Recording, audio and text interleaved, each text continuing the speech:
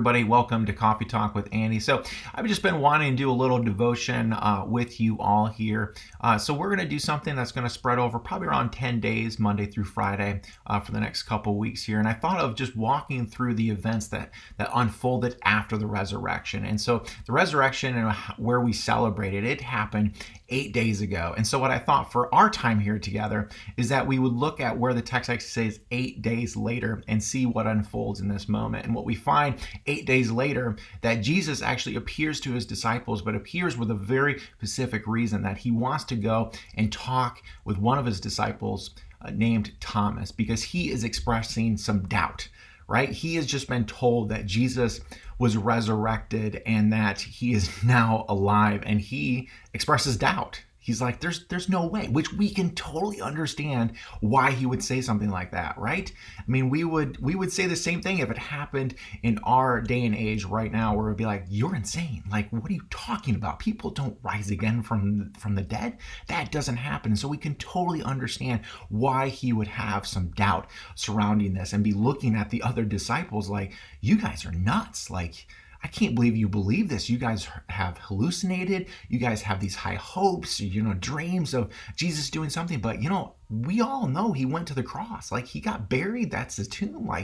And so here's this craziness of him thinking, you guys are crazy. But here in this moment, 8 days later, which is today, Jesus appears to him in this moment. So I just want to read the text real quick, and then we're just going to talk a little bit about it. So this is coming from the Gospel of John in chapter 20, verses 26 through 29. And so this is what it says. 8 days later, the disciples were together again, and this time Thomas was with them.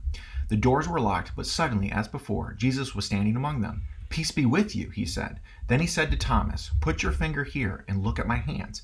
Put your hand into the wound in my side. Don't be faithless any longer. Believe, my God and my Lord," Thomas explained. Then Jesus told him, "You believe because you have seen me. Blessed are those who believe without seeing." And so what I love in this moment is that Jesus just meets him where he's at.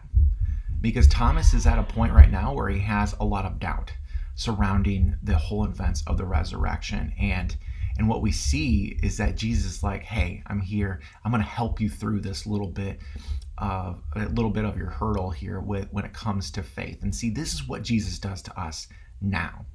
He says this line at the very end, which he says this, and it's recorded, and I think it's recorded for our purposes and the people after the disciples who don't necessarily get to see Jesus. Or blessed are those who believe without seeing. Is that is for us, is we believe without seeing. We just believe someone's testimony that this actually did happen in human history. And what we find in this moment is, just like Thomas was met just right where he was at, this is what Jesus does for us. Nothing has changed. Jesus meets us right where we're at. So if you're struggling right now around the resurrection, or really anything related to your faith, I believe that we serve a God who will meet us exactly where we're at. Just like how Thomas experienced this love and this grace from an amazing God, we experience the same thing. And so that's our little coffee talk for today here. So what we're going to be doing next is actually we're going to pull a little Quentin Tarantino move, and we're going to go back to the very beginning, to the events right after the resurrection all happened. And we're going to just walk through the different events and the different storylines that happen after the resurrection, and kind of see the different amazing teaching points and how the story unfolds here, and what Jesus is talking to them about and how Jesus is talking to us today. So I hope you guys enjoyed this, and we'll see you back tomorrow.